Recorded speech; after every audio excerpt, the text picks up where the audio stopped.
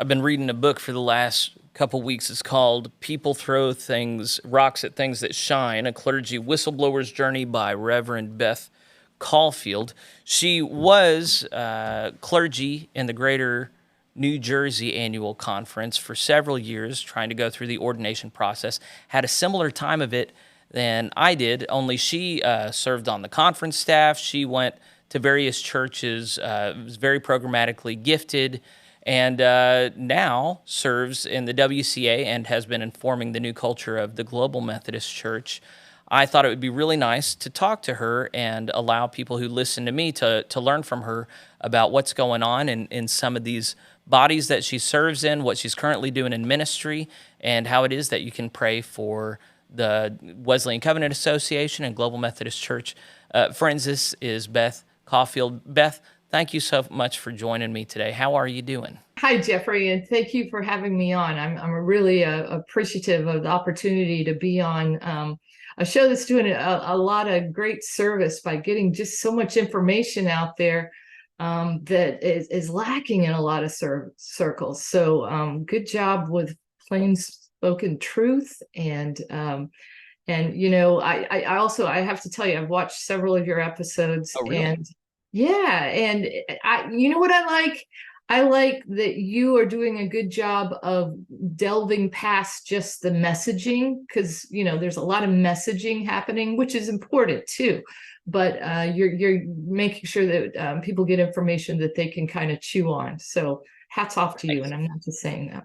Well, that's I'm trying my best. It's surely not enough, but I've really and I've said it in maybe one of the episodes you've seen. I just really have a heart for people who feel isolated and alone and just don't know where to get good information and how to digest the information that they have. That's something that I know you care a lot about as well. That's why you wrote this book. You are very aware. You came out of the world of corporate HR, and then you're very aware of these larger dynamics. And when you have a toxic system, it impacts more than just one person. It impacts lots of people, and you know that a lot of people are getting chewed up and spit out by this machine, and you're helping to create a new machine that hopefully doesn't do that to people in the Global Methodist Church. So I've been eager to see your heart. You know, you come at things from a different angle than I do, but very similar concern for just normal God-loving people that get that are just up against a big machine. So I wanted to start, I think, with talking about what you're doing now, what ministry looks like for you, because you're no longer with the Greater New Jersey Annual Conference. Right. Your book details that whole journey and how it ended. Are you with the WCA? Are you working? I have no idea what you're doing. Yeah, sure. So, and thanks for asking. So first of all, for those who don't know, just briefly, yeah, I entered the ordination process in the West. Let me try again. In the United Methodist Church, and spent 8 years in that process. And during that time, I served several churches, as well as was called pretty early on onto the bishop's staff in a director role. I reveal a lot of things in my book about that journey, but during that time, it really came upon my heart that there were some real conflicts, both theologically, but also what's going on within just the institution and the system of the United Methodist Church that I didn't find godly. And I was really relieved when I found out that I was not alone, and found out about some of the early efforts of the Wesleyan Covenant Association. So I went to their very first meeting, I think that was in 2017 in Chicago, and knew immediately that this was an effort that I believe was spirit-led, and that there was great need for in my conference as well, and that's in Greater New Jersey. So I came back and started a chapter with other like-minded traditional Methodist clergy and laity. We started a WCA chapter here, and I was elected president to that, and I have been president up until just this year of that. I also served on the Global Council of the WCA. I was elected to that in 2019. And then probably part of what you're thinking a lot about is just prior to being elected to that Global Council, I was part of something called the Next Steps Working Group, which we were a group of 13 clergy and laity from all over the world who sat down and hashed out an early book of doctrines and disciplines for a new denomination. And we were really able to function as a think tank of, if we could start this from scratch, what would it be? So I was involved in all those things. While at the same time being in a hostile, and I have to say that, hostile annual conference to traditional clergy like myself. And so I was walking through and balancing both my ordination process, my ministry to the local church, and starting up something new.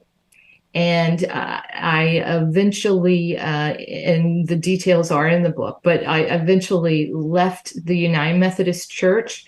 I have become an elder in the Global Methodist Church, but I am not serving a church as of yet here in Greater New Jersey.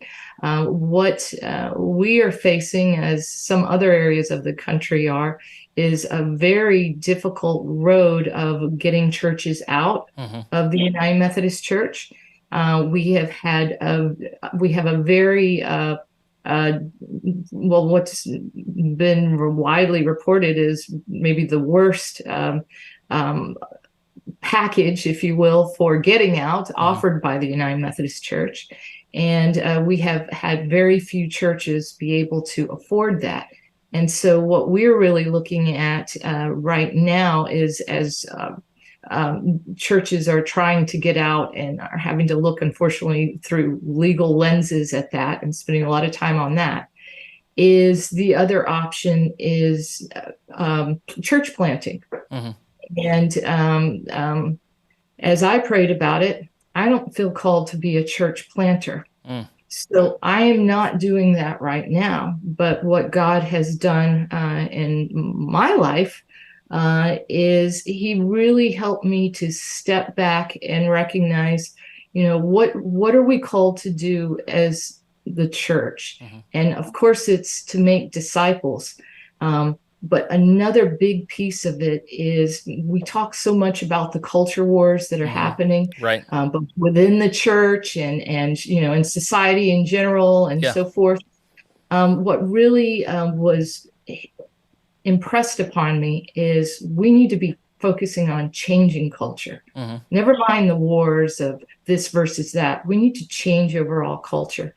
And what was shown to me is, what changes culture more than anything in this entire planet? And that really is the film industry, movies. It is a wonderful vehicle. Of course, I'm not saying Jesus Christ, but Jesus Christ can use that vehicle and that tool. Right. And so as I prayed about it, after I'd written this book, a movie came to mind. I wrote it. It's a Christian film, and sent it into a competition, won the competition, and am now working with a filmmaker, and am going to be producing and directing my movie. We're in it's with a Christian filmmaker, JC Films. It's Jason Campbell is the head of that. But nothing changes culture like movies. And I know I said that before, but if you think about how people think about, how they talk, what to wear, how to interact with one another, what could be a better vehicle for reaching as many people as possible than a Christian lens on that? And so I'm working with that. And I'm also, hoping that there will be much more interaction and coordination with churches with the film industry. And that's both getting people watching good Christian films, of course, but getting more people involved in making them, whether it's writing them or acting in them. There's a huge opportunity, and I'm going way a different direction that I know you were thinking with this interview. But I would encourage anyone to take a look at whether it's following what I do on Facebook. We're going to be raising money for movies and so forth. But we can give them my email here at the end. I'll be happy to talk to people more about that. But so right now, in this time of waiting with whatever God is doing with the Global Methodist Church here, really all over the Northeast, but particularly in New Jersey, I'm not sitting on my hands. I've been given another project, if you will. Yeah, yeah. The quote from Andrew Breitbart is that politics is downstream from culture. And so the engagement with culture, of course, is absolutely necessary for the church. And of course, the church in any time or place cannot help but engage the culture. The question is how it goes about doing so. And so I'm thinking of the Niebuhr book, Christ in Culture, and he juxtaposes 4 or 5 different ways of imagining the church being in dialogue with culture. And so adopting storytelling, movies is definitely a form of doing that. So that makes perfect sense. Of course, that's something that the United Methodist Church was big on as well within the mission statement, making disciples of Jesus Christ for the transformation of the world. And of course, the thing that really killed it was, like it's not dead yet, but that really shot that mission statement in the foot was that we couldn't get clear on what kind of disciples we're making. And that's what the life of a faithful disciple looked like. You were on this team that drafted portions of the Transitional Book of Doctrines and Discipline. And of course, a document does not always correspond one-to-one with the kind of people that are under that document's organization. Like in the United Methodist Church, the Book of Discipline and its doctrines really are pretty irrelevant now. For the kind of leadership they have or the kind of disciples that they're making. But I do wonder, with the GMC starting off and reclaiming, hey, we're going to have some foundational doctrines and documents, and our leadership is actually going to abide by it and protect it. I wonder, do you feel like there has been clarity on the ground floor, you and the other GMC leadership, about what the difference is between the kind of disciples the GMC wants to intentionally make and what disciples other denominations are making? Yeah, well, it's hard to talk about other denominations, but I can talk with excitement about what the Global Methodist Church is hoping to do and already doing in many places as it's really taking off. It is to reconnect this concept of scriptural holiness back into our disciple making and spreading that all over the land, as well as securing justice for people out there. I think I want to make sure that, and I know many do, but a lot of times we are connected with our emphasis on scriptural holiness, and that's absolutely important. But we do balance that with social holiness. And social justice is a piece of social holiness, and I don't have to give you that lesson, but it is not left out. So I think it's important to know that that's something that the Global Methodist Church is very interested in bringing back and helping people practice methodical, practical, and warm-hearted love of God and serving as Jesus's disciples. And so, we are looking to, maintain traditional Methodist beliefs. And that's both, everything from the doctrine of prevenient grace and the importance of that. Arminian doctrine and the understanding that we have free will, and that yes, you can lose your salvation, and I don't think we talk about that a lot. Right. And also just that we emphasize this amazing abundant life that is available to each of us in this world as we deepen our experience and relationship with God and others through God. That leads to another thing that doesn't get talked about a lot, but an entire sanctification. So, these traditional things that we now have a freedom in the Global Methodist Church to openly talk about and openly find innovative. And there's a word I use that many eschew, but I think it's important. Do progressive ministry, not progressed theology, but ministry that really connects with people where they are. Yeah. As I'm thinking on Christian movies and the ways in which they push their audience, I haven't seen a whole lot, but War Room really pushes the importance of daily, regular prayer. And also, part of what is important there is a huge opportunity for Christian movies right now, and they need to step up in their quality. And so that's part of what's exciting, is giving the opportunity for that, because I'm kind of like you, Jeffrey. I haven't watched a whole lot of them myself in the past, but ones like War Room and others that, Jesus Revolution and a number of others that have come out of late have just started raising the bar, and opportunities through streaming and where everybody is looking at movies, and the kind of the death of Hollywood right now is a huge open field for us. And I'm enthused. I think God's given me some passion here about it. Yeah, I'm really eager. So I want to ask you about old school Methodism and things that we're holding on to. And you've already alluded to that quite well, actually. You've dropped a number of terms that show you know what you're talking about. But a depiction of what a modern day, if you transplanted John Wesley from the 1700s to today, what things would hold on and what things would change. And of course, there's no way to know all of that, but what is one thing really lacking in the public sphere? Charismatic Christianity is quite popular, feelings-based Christianity, and it's not that Methodists didn't have feelings. We had but we also were quite methodical and orderly and disciplined in our daily way of glorifying God together and individually.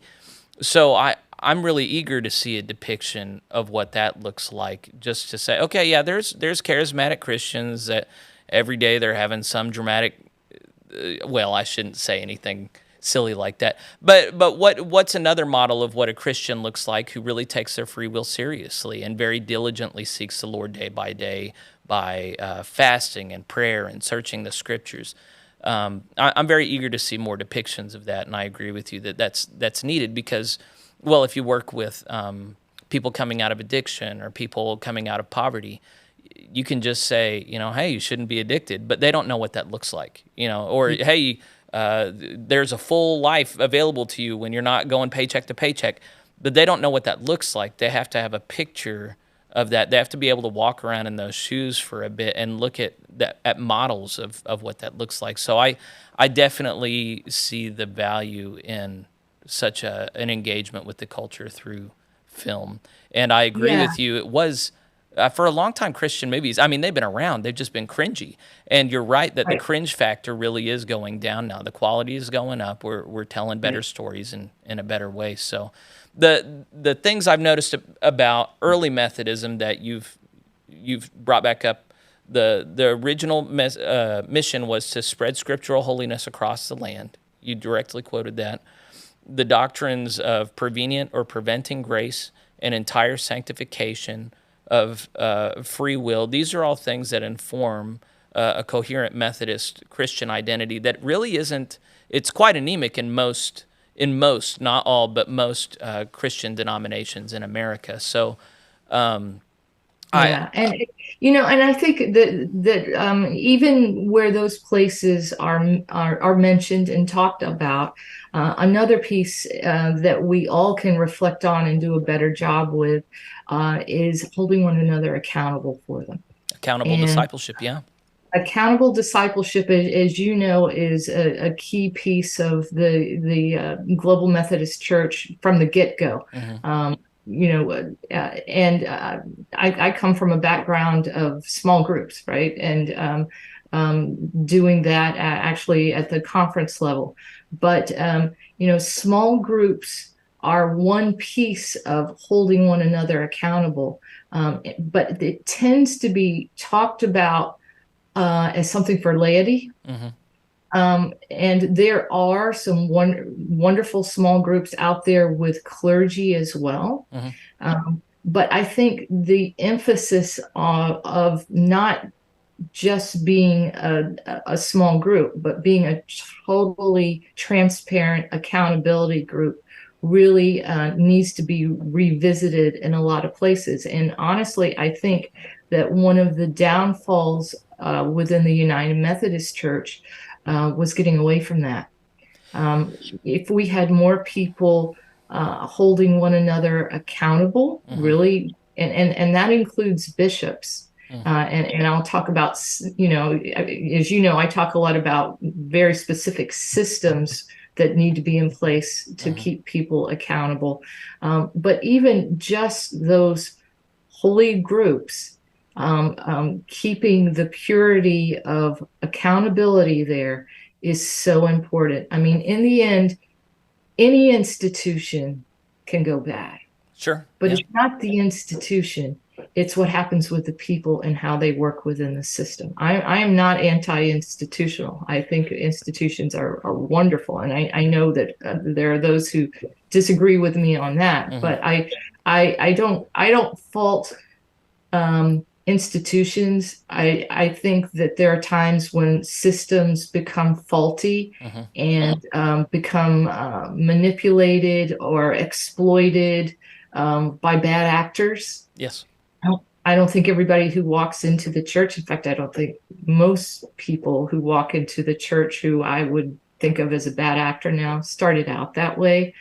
I think that if we aren't held accountable, it's just like, every church should be praying for their pastor, Hmm. right?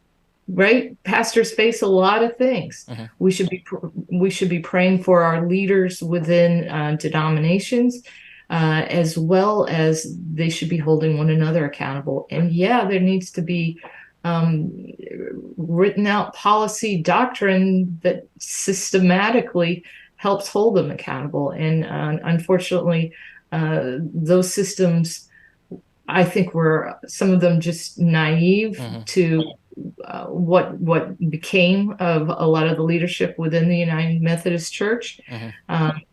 Um, and those need to be revisited. And I know that's what we're trying to do in the Global Methodist Church. Yeah, one of the main things that I'm coming to over and over from different angles. One of the things that I think that Methodism in the beginning understood that we don't is, well, we kind of do, is the importance of quality control. And so I follow a lot of Barry Weiss's reporting. She came out of the New York Times whenever they became woke intolerant, and through the Free Press, which is her news agency now, she and her colleagues have chronicled several institutions that have become compromised in the way that the United Methodist Church has. So they've looked at medical school, law school, the academy more broadly. They've looked at most recently debate societies. There is this is the decline in the integrity of institutions to protect themselves against far left ideology, intolerant ideology. It's been very disheartening to see across the West that very few institutions really had the self-protection structures in place to protect against that. And so one of the Yeah. concerns that I and others have as we look at the Anglican Church in North America, which was the conservative breakaway from the Episcopalian Church, or the Presbyterian Church in America, PCA, similar for the Presbyterians. the Lutheran Church Missouri Synod, there are far left influences coming in and interrupting the quality of their connections, even after they left the far left institutions that they went away from. So in early Methodism, it was known to happen that John Wesley would go and visit a society where there were disorderly walkers, people who were not interested in walking in faith. They were still attending their class meetings, they just weren't growing in holiness. And he would just kick them out and say, you can come back when you're serious. Yeah. I don't hear anybody talking about that right now within the Global Methodist Church or any institution. That I hear people talking about raising the standards, but I don't hear many people talking about what to do with people who want to be along for the ride but don't want to do the work. And so that's what makes me fearful about, okay, where's the Global Methodist Church going to be 10, 15 years down the line if we don't have these self-defense mechanisms against disorderly walkers or whatever we want to call them? Do you feel like? Yeah, go ahead. Yeah, I'm glad you're bringing that up, and I'll take it back a couple of levels on that, because I think it is important to talk about the GMC with that and where it's headed. So, you talk about downfalls of institutions and because of problems within, and one of the things that all churches in the U.S. have that is very different than other institutions is that we are completely self-governed, right? Yeah. The First Amendment, as it is used to protect employees in all different situations and so forth, with other organizations, does not apply to the church. There's something called the ministerial exception, and that's very important. And thank God it's there. I want to make sure that that's clear to people. That is there so that there truly is a separation of church and state, and that we are able to govern according to our beliefs. Right. So that's very important. But what that means is we self-govern. Right. And our system for doing so has got to be one that is every bit and should be more protective of our clergy people and others who work within the church from bad actors or just misappropriation or whatever it is. Yeah. But so I think that part of the downfall of the United Methodist Church is that we have put all of that responsibility in the episcopacy. In the end, all the governing, all the ensuring that people are treated fairly, all those decisions come from the episcopacy down. And if there is a complaint, it's handled by your boss. If there's a complaint against a bishop, the way and I'm not going into the details of it here, but the way our systems work inevitably end up with if a bishop is found guilty of something inappropriate, there's a slap on the wrist. Right. And so because of the way that situation is set up, there is no outside entity to help someone who's in a bad situation. Well, anticipating someone who might argue with you, someone might say, well, like General Commission on Race and Religion or COSRO, they intervene all the time to protect people against executive abuse, to which you would respond, having read your book, no, these people running these agencies are vulnerable to bishops as well and not eager to get their heads chopped off when they intervene. My retort alongside that would be, how's that working out for Minerva Carcano right now? G-Corps and COSRO both intervened on her behalf, and still her case is she's not getting due process. This is all happening behind closed doors. I think they're going to quietly dismiss her next year, and there's never going to be justice served. And this is how a corrupt institution works. A lot of this ties into political theory, though. I follow a lot of libertarians, and what libertarians would say is anytime you create a structure, you're going to have bad actors take advantage of that structure. So the best thing that you can have is bare minimum structure and maximized transparency so everybody can see what's going on, which goes against the culture of the UMC. The culture of the UMC is all about confidentiality. As soon as something bad happens, it's all hush hush behind closed doors. You got to trust people behind the. And I think what we found is that doesn't work. And you talked about Bishop Scholl's tendency to have people sign NDAs. But essentially, when you have these things behind closed doors where people are sworn to secrecy and confidentiality, you're going to find abuse of authority. So I've been eager to think about a future Methodist structure where everything Right. is above water, everybody sees what's going on, and there isn't this obsession with confidentiality and due process. Looking back on John Wesley and Francis Asbury, a lot of people would say they were autocrats. There was no due process. There was just, you're in or you're out. And nobody wants that, but I kind of do. Because the alternative, as I see it, is some convoluted process that bad actors take advantage of. But you're more optimistic, I think, than I am about whether or not a good system can be designed. Yeah, I do think that there are a couple of key things that can be put in place that will both put some pressure off of the system being reliant on completely the episcopacy, and also provide more due process and opportunity. And that is, what hopefully will be going forward with the Global Methodist Church. And I'm not saying that it isn't. I'm just saying that it's important that it'll have to go forward and is part of the draft doctrines and disciplines as they stand now, is a complete separation between the Episcopal office and the administration of the general church. So there would be the episcopacy as spiritual leaders, but and other denominations do this, have a separate laity-led function that takes care of the business of the church. And that would include what I think is important to be adding in there, a separate human resources function for clergy. Certainly we have things like that in for laity employees, but if your only hope is through your boss, and it's your boss who's picking on you, and greater than that, that's a problem. Yeah. And you have nowhere, as it's set up right now in the United Methodist Church, you have nowhere to go. You take it and shut up and hope to toe the line and get a better appointment or whatever the issue is, or you go away. And a lot of people have a lot of good people have chosen to move away.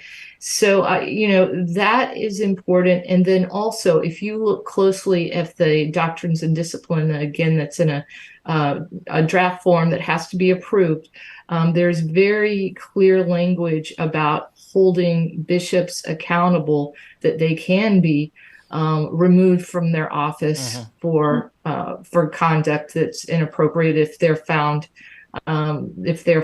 to be guilty of it in the judicial council process. So the importance of having a system that separates the administration of the church from the Episcopal office, a system that includes a human resources office for clergy, a system that does have a due diligence process through a judicial council that can hold bishops accountable and remove them from office when they aren't living up to their responsibilities, and one that also has a recognition of working and holding one another accountable in clergy, especially in our souls and our spirits. One of the things they talk about is the challenge of, and this has become a big, I don't know, a cultural phenomenon to talk about, but narcissism. Yeah, and narcissism in the pulpit is it's a very real danger, I think, for anyone who enters the pulpit. I mean, think about it. If you're getting up in front of people to speak from God and have a message from God, there's a whole lot of opportunity for other stuff to go in there, and for your heart to be corrupted, taken advantage of, corrupt. And I think we need to acknowledge that each and every one of us, that includes me, has a tendency toward that, right? We can, because of the nature of what we do. Does that mean we're all narcissists? But we are vulnerable. That's the better word, vulnerable. And so I think some education on that, and not just about it, but how to guard your heart. Checking in regularly, again, through accountable things, whether that's your accountability group or through some formal processes that I think, we don't like formal, but I think that you do need systems in place to help. The Global Methodist Church right now is in an exciting place as a startup. And I've been part of startups in the corporate world before too. And what's most important is get it done. Get it done and get off the ground. And I think that we're doing a great job of that in some very difficult situations right now. It's a hard thing. There are a lot of things being kept in tension, so as you're talking about creating systems that guard people better than the systems out of which we're coming, that's up against a loyalty and a commitment that the GMC has to a streamlined and skeleton crew kind of approach, no bureaucracy resembling. So it's, and I hear you saying it'll be lay-led, and I don't know if you said the word volunteer, but hopefully there's some volunteer effort in that as well. But these are, when you're trying to avoid the musculature of a large bureaucracy while simultaneously creating structures that weren't even in place in the previous organization. Those are hard things to keep in tension. It's a hard thing to keep in tension, but I think it's very important that we do keep the recognition of the need of these, especially the separation of powers and ways to hold our leadership accountable, that we not shortchange putting them in place when we get the opportunity. And I see that opportunity is specifically coming at our first opening conference when we pass some things. If we bypass that because of some of the other things, then what we're doing is, and I'm not at all saying that we have this in our current leadership, don't get me wrong, but we are leaving an open, exposed loophole for bad actors, wolves to get into the sheep pen, right? I mean, and so I know you've had leadership on recently who talked about the fact that we do not have agencies in the Global Methodist Church, and that is true at the moment. But there are some agencies, and there's one that's particular to my heart, which is the Just Ministries Agency that was originally put into our draft Doctrines and Discipline, which is really the area for protecting people. At some point, we need that in there. And if we don't, then I many times get asked the question of, do I think the Global Methodist Church is just eventually going to end up like other United Methodist Church and others who have either gone theologically or bureaucratically, institutionally corrupt, however you want to put it, astray. If we don't follow the wisdom of recognizing that you just can't give certain people all the power. If certain people get all the power, then eventually power corrupts. And so you do need those systems in place. It's because so much of the Bible is, I mean, when you think about Korah's rebellion and so many of the complaints leveled in Jude, say, there is a clear interest biblically in those who hold and carry authority and are given authority, not trust, but authority by the body of Christ to operate in ways that are not the same as the priesthood of all believers, but a special called, in our case, ordained way. You see that in John Wesley and Francis Asbury, the ways that they took authority and exercised it very powerfully in their given contexts. It is possible to be so concerned with abuses of power that we don't allow for enough power to be in place to move, when you talk about doing a startup, getting things done, moving quickly. I just told you I've been watching Eastern Pennsylvania's annual conference session from May. They couldn't get anything done. And that's partly because there's no trust, but also when you have Robert's Rules of Order and 5 points of information in a row and nobody knows what motion is on the table or who presented it, that's something that I hope doesn't happen in the Global Methodist Church. But that's what happens, I think, when you have too much democratic entitlement and not enough strong leadership. So that's just a counterbalance. It's not meant in a spirit of argument, just so much as I do hope we have really strong leadership in the GMC where people don't feel the need to be litigious or suss out every point, but we say that Beth Caulfield, we can trust her. If she's pushing in this direction, I don't need to know all the details. I'm going to go with her. But the other thing I feel like I have to push on is the culture thing, not the culture of the world, but the culture of the church. And I think a lot of what happened in the UMC is because we created a culture of complacency, of conservatives being silent when they should have spoken up, being more concerned with their local church context than they were with the connection, really guilting them into being tolerant of things that they shouldn't be tolerant of.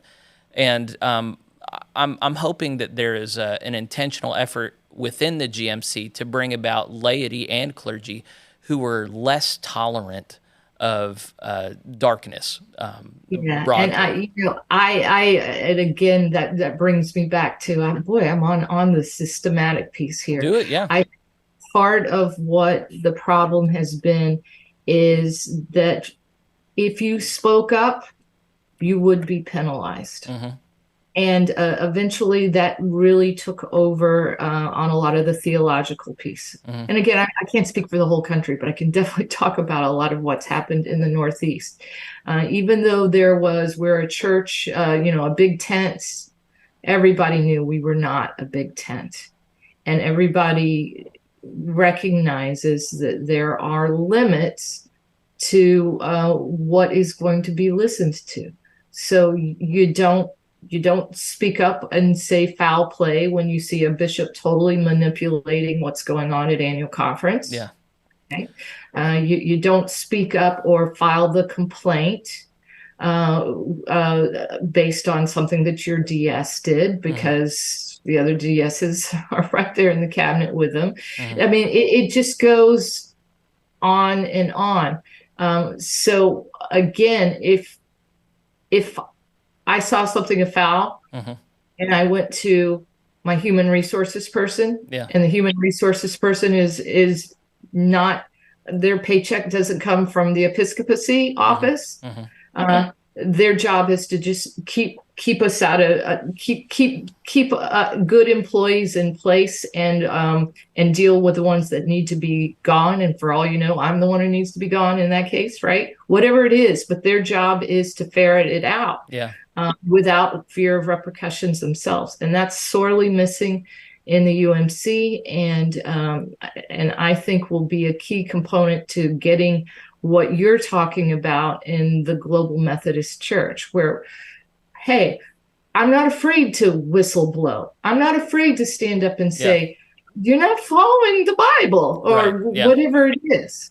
Well, I think so. There's the literal structures in place, or the literal personalities, but there's also this thing of just like social fabric. And when Methodism for so long has been associated with being nice, respectable, mainline culturally, there's holy rollers that will get mean and ugly. There's some, fundamentalists, but we're the polite. I'm pushing back against that social fabric norm where perfect playground for wolves among the sheep. Yeah. So there was, when you should have been presented at the clergy session of your annual conference, there was a bold elder who cried out, Beth Caulfield should be up there. Right. It was just one voice. It should have been 100, And at this last annual conference, that Shoal, I'm going to play this clip when we record next week, but they ran out of time. They couldn't approve the budget. And he's just like, we're up against it. We can't do it anymore. And some lady from the back calls out, "This is why people are leaving your church." And of course, that has a certain class element to it that's kind of embarrassing. But within the GMC, when there are things that are obviously wrong, if we carry the culture over from the UMC, whether or not they're afraid of retribution from bishops, so many people are going to remain silent because they feel that social pressure not to rock the boat, not to be disagreeable. And one of the things that's rare about you is you're not afraid to be disagreeable, but you have to know at this point that's an exceptional trait for people. And so how do we foster these exceptional traits in people that they're not naturally inclined to have, even if the structure allows for it? That's something that I'm going to be praying for with the GMC. I hope that there are leaders at the convening conference, not who are screaming from the back mean things, but people who are naming threats as they see them, so that the can doesn't get kicked down the line for decades the way it did in the UMC. I wanted to share 3 quotes from your book that I really thought were very helpful, and just get any response to it. This is on page 6, right at the beginning. "Hiding behind zealousness, the zealousness for achieving a newly directed version of inclusive Methodism, is a cadre of bad actors who exploit systems within the church for personal gain and power. I submit that those bad actors are less interested in the theologically progressive or even centrist agendas they proclaim than in maintaining a privileged and legally entrenched system that they can continue to manipulate for their own personal interests." I thought that was just so concise and helpful. How much do you think that carries over into other institutions, and then how much do you think was just particular to the UMC? That's a hard question. It's a good question.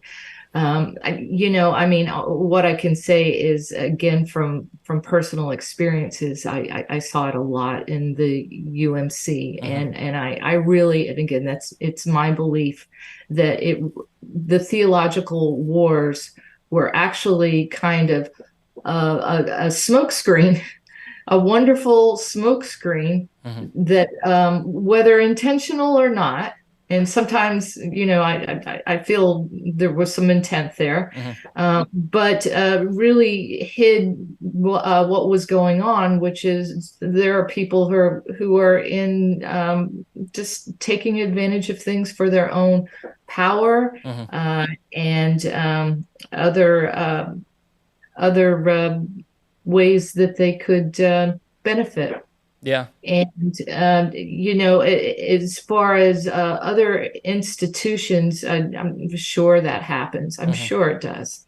Yeah, you came out of the corporate world before wokeism really took off. I don't know if you've heard the name Vivek Ramaswamy, but he's actually running for president. He wrote a book called Woke Inc. He's a very successful venture capitalist.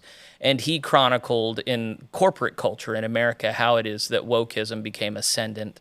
And these left-leaning values that seemed so tolerant on the front end actually instituted a culture of intolerance of any right-leaning voices. So that's just in the cultural milieu, as we're talking about buzzwords and concepts, that's something that's just in the water right now that seems very real to me. Here's another quote on systems and people. This is on page 189. "I do regret the hopefulness I maintained that I would eventually be treated fairly by the corrupt and unjust power structures in place. This system is led by people not focused on empowering people to do ministry, but on political gain and achieving a focused progressive agenda fixated on achieving approval and celebration from the church for practicing LGBTQIA people."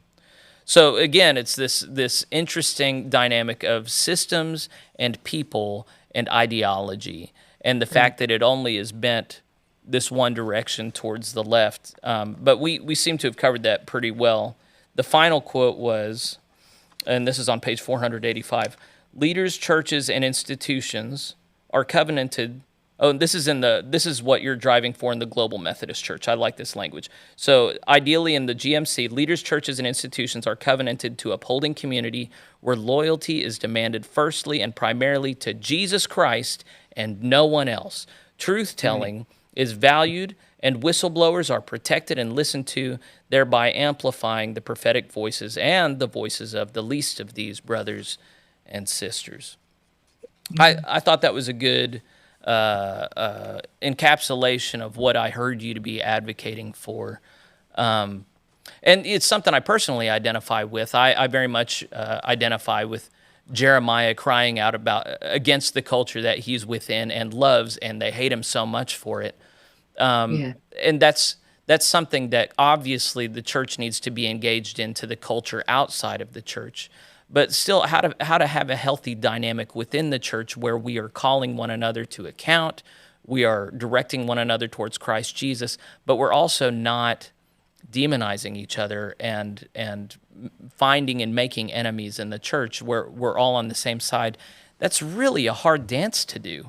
If you look historically at how the church has behaved for a couple thousand years, that's a very difficult effort. And it seems to me that our success or failure very much depends on the kind of leadership that we have. So maybe a good place to end would be just you speaking well of the leadership of the Global Methodist Church and what it is that you're seeing that makes you hopeful and optimistic about the near future. Yeah. So I really am excited about where the Global Methodist Church is going.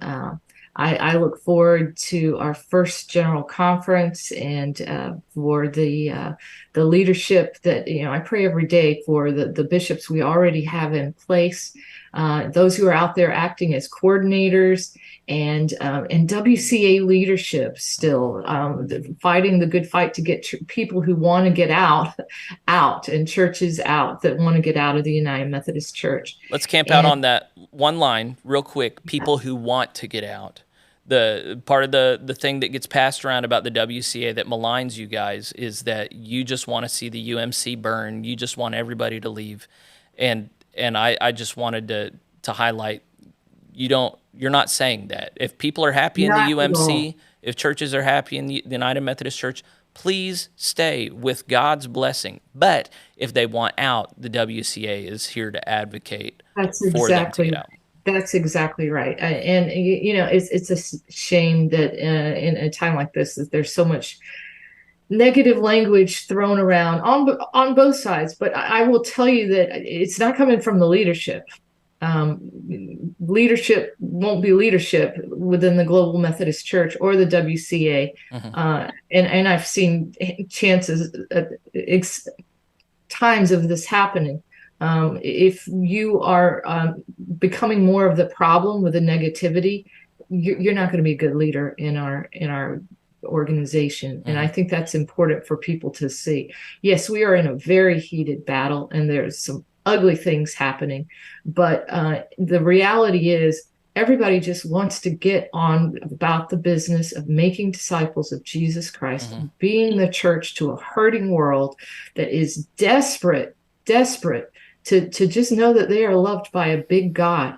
And this squabbling over property, over theological differences, which I'm not downplaying is important, but it is hurting our witness. And there comes a point where you really have to say, what is your goal? And our goal has been simply stated. We want to help people in churches get to a place where they can be the ministers that they're called to be. Well, that's a good invitation to prayer in solidarity with the WCA, and then also just prayers for the GMC that this startup starts off on the right foot and gets a lot of good things done quickly. Are there any other final exhortations for people who've sat in and listened to us for a bit? Any final encouragements, whether they're still in the UMC or the GMC, or even if they're outside of Methodism altogether? Just encouragements for them and what you would have them do in response to what we've shared at this time. Yeah, I think that it's important that if you're involved with the church, both locally and within your districts and your conferences, that you have the courage to pay attention. And that's part of the problem is people don't pay attention to what's being passed in front of them, and then stand up stand up. I mean, nobody went into ministry, but either laity or clergy, either for personal gain beyond abundant life in being a disciple. And if you really step back and say, what am I afraid of? What you need to be afraid of is having to answer someday to, I didn't do what I was called to do. And that's stand up. Yeah. So, I know it's hard. I know that there are repercussions for it. But in the end, my memoir speaks to a lot of things, and I'm looking at you right now saying, I do it all again. I do it all again. Well, one of the anxieties I'm carrying forward, and it intersects very clearly with what you've just talked about, is now that a lot of annual conferences have let out a lot of conservative congregations, congregations. Then at the end of this year, with these final special called conferences, those remaining who are trying to get out are going to have to fight, and they're going to have to organize, because it's going to be a lot harder for them than it was for us. So that's this last wave. I'm just really hoping that they discover how to fight in a holy and godly way, in a loving way. And to that end, I hope they look to models like you as to how it is that you speak truth to an institution that doesn't want to hear it. So if you've stayed with us this whole time, let me encourage you to, Beth's book really is nice. It's a good book. If you want a good read as to the inner dynamics of the denomination and how some of these institutional forces work, I think that's a good book to have. You've learned in this time what Beth is up to, so she welcomes your prayers as she's a movie maker now, a GMC elder movie maker, our very first one. And that's right. First movie is going to have Dean Cain in it. Really? And, yeah. And I grew up watching that guy every week on Lois and Clark. I love that guy. Yeah. Actually, I was just on a Zoom with him right before I got on with you. No way. I'm going to beg you for his contact information. Not really. You can hold on to it. But man, I used to love that guy. Yeah, him, Jenna Lee Hamblin from the West Wing, and some other names that that we will be advertising. But yeah, it's an exciting opportunity to keep moving forward. And before we get off, I would love to pray. Yes, for just those who are listening, and for you, Jeffrey, and so if you'll join me. Heavenly Father, Lord, I just bless your name for the amazing boldness of those who are out just both spreading the gospel in the face of a lot of difficult things. Those who are watching programs like this to better inform themselves, and may they be encouraged by what they hear. And anything I said that wasn't encouraging, well, may they just forget it. And Lord, I just pray that especially a special blessing on Jeffrey and his family as they continue this ministry that I know is a lot of work, but I'm sure a lot of goodness. And Lord, I just pray for the Global Methodist Church, the WCA, and all those within the United Methodist Church discerning their path. May they be bold, may they be wise, and may they be just incredibly loving. Yes. This I pray in Jesus' name. Amen. Amen. Well, thank you, friends, for joining us for this time. Thanks for supporting PlainSpoken. Feel free to share this far and wide for anyone that you think needs encouragement or could just benefit from some of the wisdom that Beth has shared in this time. Thanks for your support for me. I really do love doing this, and thanks for being gracious with me for stupid things I say. But yeah, let's continue praying together, and I'll see you, friends, next time.